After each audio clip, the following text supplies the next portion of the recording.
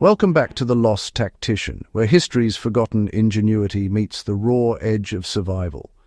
What if I told you that during the Cold War's most desperate hours, when the world teetered on nuclear uncertainty and winters could kill as quickly as any weapon, the difference between life and death sometimes came down to a brick, not a weapon, not a ration, a brick. Today, we're pulling back the Iron Curtain on one of the Cold War era's most overlooked innovations, the heater brick. A silent guardian that turned thermal physics into a lifeline when the grid went dark and the temperatures plummeted below survival thresholds. Picture bunkers carved into frozen earth, families huddled in basements as air raid sirens wailed overhead, soldiers manning remote observation posts where frostbite claimed fingers faster than enemy fire. In these moments, when conventional heating failed or fuel ran scarce, a dense ceramic block weighing perhaps 20 pounds became worth its weight in survival. This wasn't just clever engineering. This was desperation meeting innovation, creating something so elegantly simple that we almost forgot it existed. The genius of the heater brick lay in understanding something ancient civilizations knew instinctively. Thermal mass doesn't just hold heat. It becomes heat's patient custodian. These weren't ordinary bricks pulled from construction sites. Engineers crafted them from high-density ceramic materials, compounds that could withstand temperatures exceeding 1500 degrees Fahrenheit without cracking or degrading. The molecular structure created countless microscopic pockets, each one a tiny reservoir capturing and holding thermal energy with stubborn efficiency. The operational concept was brutally practical. During off-peak hours, when power grids hummed with excess capacity and electricity ran cheap, these bricks heated slowly through the night, their ceramic cores glowing with accumulated energy. By dawn, each brick held enough stored heat to radiate warmth for 12 to 18 hours, transforming electrical input into sustained, reliable comfort without requiring constant power draw. For military installations and civilian shelters designed to operate independently during crises, this meant heating systems that could function through blackouts, rationing, or infrastructure collapse.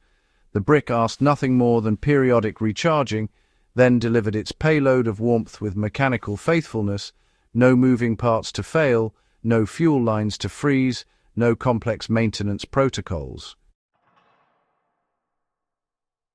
Compared to wood stoves that demanded constant feeding and venting, or kerosene heaters that consumed precious fuel and produced toxic fumes in enclosed spaces, the heater brick offered silent, clean, consistent performance. A soldier in a forward observation post could warm his hands against its surface without smoke giving away his position.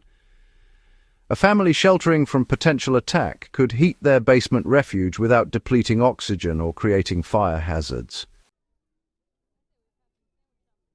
As Cold War tensions simmered through the 60s and 70s, the heater brick's military utility sparked a quiet revolution in civilian preparedness. Civil defense planners recognized that nuclear threats weren't the only dangers populations faced. Winter storms knocked out power grids. Natural disasters isolated communities. Economic pressures made efficient heating not just desirable but essential for survival. The same technology protecting soldiers in alpine listening posts found its way into suburban homes, apartment complexes and rural homesteads across Europe and North America. The democratization of this technology carried profound implications. Unlike expensive generators or complex heating systems requiring professional installation, heater bricks represented accessible resilience. A working-class family could afford several units, creating redundancy in their heating strategy. When blizzards struck and transformers failed, when ice storms turned power lines into crystalline sculptures of uselessness, these humble ceramic blocks continued radiating stored warmth, buying crucial hours or days until services restored. Emergency shelters stockpiled them. Disaster relief organizations deployed them. The brick that helped win the silent war of Cold War endurance became the same brick that kept a widow warm when her furnace died on the coldest night of winter. Trace the lineage forward and you'll find the heater brick's DNA embedded in modern survival technology.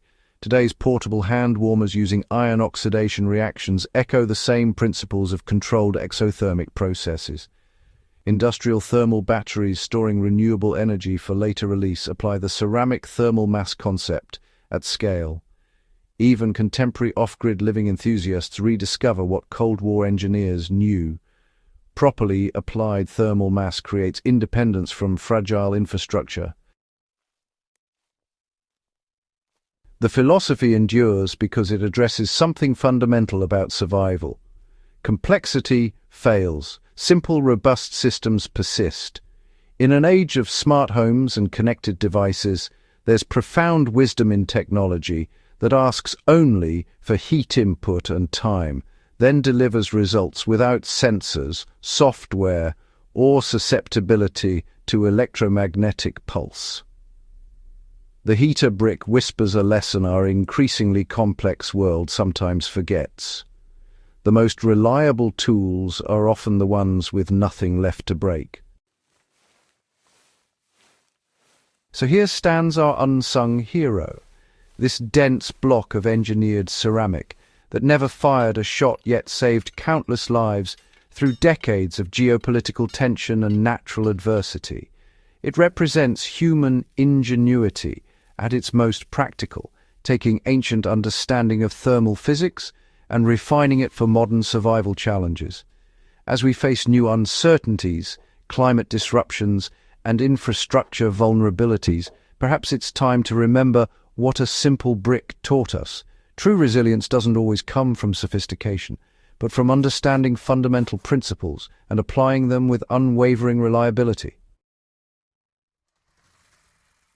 Could such elegantly simple innovations still guide our approach to modern survival challenges? I'd argue they must.